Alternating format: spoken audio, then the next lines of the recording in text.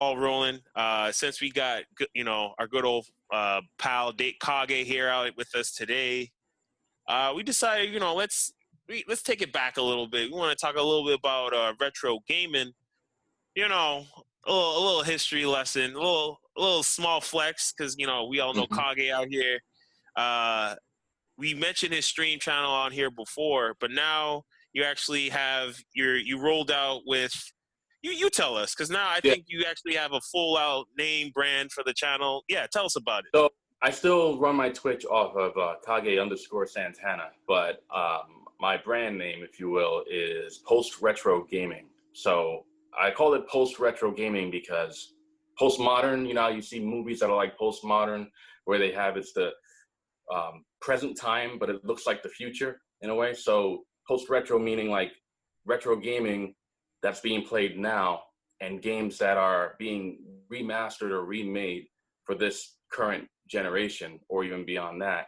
So when you enjoy them at this time, this present time, like on my streams and all that, it's a post retro scene in a way, because who's not enjoying retro gaming right now? So retro gaming is like, because of the resurgence of retro gaming, it's not going to go anywhere. It's going to be, and even games that came out like 5, 6 years ago will eventually be retro.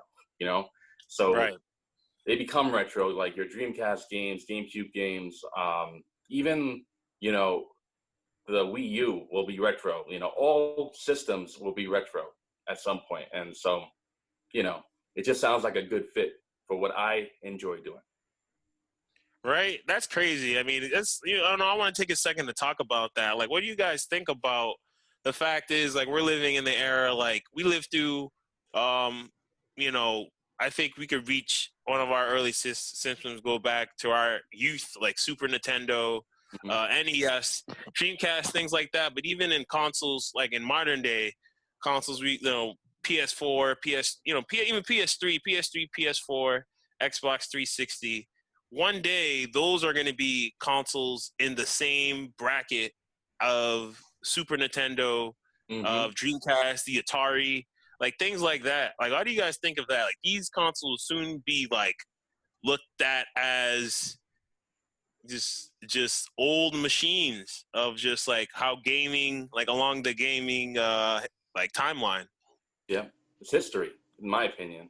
You know, it's history that we all live it. So we're living through history. We get to enjoy it.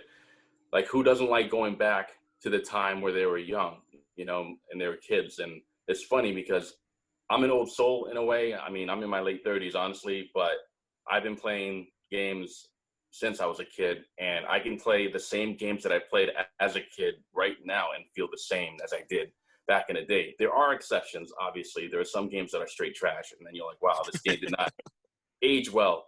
But you've got Garbage. that, yeah, you got a core group of games that you can play forever, and that's the type of stuff that I like to stream. What's funny? Yeah. That is a good question though. Like, what games do you feel like you enjoyed as a kid, but are like bad now? Bash. Uh, Just bad. Ooh, that did not age well. Yeah, what did you say, Dave? oh, I mean, I just picked up on what you said and just repeated, but I'd Oh, have to think. But there are a lot. There are a few. There are a lot. It's just hard to. I mean, I wish I had the list right now. That question, if I had it pre set up, I would have. I would have had a whole list. It'll yeah, take me a because second. I was Mm. thinking about that myself. I was like, man, like, what is the game I used to love as a kid, but I don't like now? I think, Mm. like, for me, like, especially, like, this isn't like as a kid, but Kingdom Hearts for me, the first one, aged Mm. horribly. Like, that game is garbage. I'll never wish that on my worst enemy. Like, two, sure, Woo! but Kingdom Hearts 1, horrible. You can't skip a cutscene. Mm-hmm. The everything's super stiff. Like, no. Damn, I know there's some people that'll have some words with you on that, Yeah. but yeah, I think like, oh man, to pull back the nostalgia lens real quick on some of these games, it's gonna take me a sec. Mm-hmm. Like, and I feel like maybe like that's. I feel like now I wonder if it like because uh because I was gonna bring up high score, which we'll get into in a little bit, but I want to say like how a lot of these games were viewed. It was almost like black and white back in the game. It was like these games, people either the consensus was everybody loved it or everybody hated it. Like I feel like when our era, when it's looked at retro, is going to be so mixed because you're gonna have like a lot of the diehard, like there's gonna be the diehard Kingdom Hearts fans, that will, they're gonna be like 80 years old and they will still like go to the streets for their games, like Keyblades and all. Like Shenmue, check that out. That game is not good right now. I mean, the first two Shenmue games are like nostalgia reasons. You can play that and be like, damn, I remember when I played it. But as a game, if they made it better now, like the fact that they took Shenmue 3 and made it like they did the first two is a mistake. They should have taken what makes gaming good now and reapplied it to the current environment and what's possible of gaming. So Shenmue is not a good game, unfortunately. Wow. I mean, do you think they and that's a good thing too, because that game it's been around for a bit, and it's like those 3 games like over the course of like what, like I don't remember how many years, but it's been that set of titles been around. Like, do you think that they tried the, if it's not broken, don't fix it, like strat, and then they took it to the 3rd game, but it didn't work for the 3rd game. Right. That's pretty much how they did it. They just kind of, copy paste in a way. Yeah, they went for nostalgia with that one. I would even argue that like half of Sonic Adventure is not good. Like, yeah. I didn't want to say it because I was like, man, but everything else about it is voice acting's trash. Like half of the game is worth playing. Like the music, you're right. I don't like. Okay, how would you address that? Because that's tough. Because I was just like, dude, were they like bad in the sense of just design, a game design, or controls? Like I keep falling off the fucking stage. I'm like, come on. Like I used to be nasty at that game, and maybe I lost it. Maybe it's me. Maybe it's personal. But I could only play level 1 and enjoy it. And like, if you try watching cutscenes, I mean, the intro of the game is good, but playing as the other characters is a waste of time. And watching some of the dialogue is just like, what the hell? Yeah, like for me, honestly, like Sonic's story is good, Knuckles and Tails, and then from there it's just like, yo, I get it, y'all were doing too much. Like I didn't want to play as Amy because Amy literally takes like what Sonic stages are about, but just removes the speed. Yeah. E102 I actually kind of enjoyed, but I understand why people wouldn't. And then Big the Cat, like I didn't buy Sonic the Fish, like for sure. This guy isn't fast. He's not strong. I played him first, and then I played the rest of the game, so I can get that out of the way. Yeah, like I was just so like when I got older and I understood like better how to do it, like I was like, okay. And like at least the music is fire once you like snag a fish on the line. But geez, like I did not buy Sonic Adventure to fish. Like there's like what is that one fishing game that like came out for Sega? It's like Seaman something that came with the fishing rod and everything, and it swears at you. Like I would have bought that if I wanted to fish. Like, it swears at you? What? Talking that shit is weird. It came with a microphone, I think, and yeah. Like that shit was weird. You can talk shit back to it. Like to a fish. You can talk shit back to your fishing rod. Yeah. Well, it's to the fish. There's like a fish, like a talking fish game. So fish is talking shit to you. You talking shit back to the fish. Yeah, it's wild. That is wild. That sounds kind of lit, but that's kind of wild at the same time. Weird man. shit. So I mean, to that point, like okay, like there's definitely games that did not age well. God, I'm trying to think of just like some games now. Okay, here's another thing. So what games that we think that came out now, like some recent titles over the few years that we think won't age well in another like 20 years, in another 20, 30 years? What do you think games that will not age well? Xenophros. Is everyone there? Your picture froze. Yeah. Oh, Yeah, your man. picture froze for me, Dave. Am I the only one It that's was on? kind of funny, yo. Your picture's kind of hilarious. What just happened? The expression you have is kind of I hope our Zoom meeting didn't run out. no, but because on my screen, you're he's good like, now. you're looking up. Oh, now Yeah, you're good now. We're back. All right.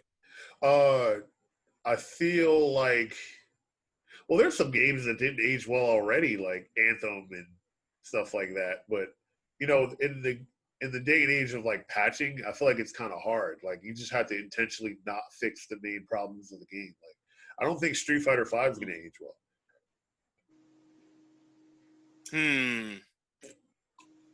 I probably will keep playing that game personally, but I can see your point because it's not going to have online. There's going to be a point where it's going to stop being online. So why would anyone play it? Ooh. Shooters don't age well Absolutely. either. I feel like because they're they're a yearly thing. Like Call of Duty. I know because a lot of the call. Yeah, I was thinking like all the Black Ops.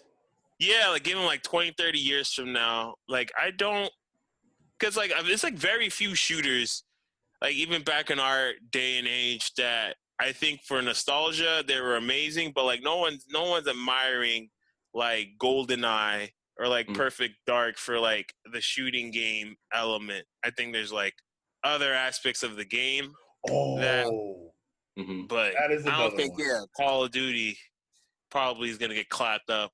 That's another one. GoldenEye did not age well. GoldenEye is a good game, and it was great for its time, but the controls are what hold that game back. 64 was not made for shooters. 64 was not designed for shooters. Yeah, the controller holds it back.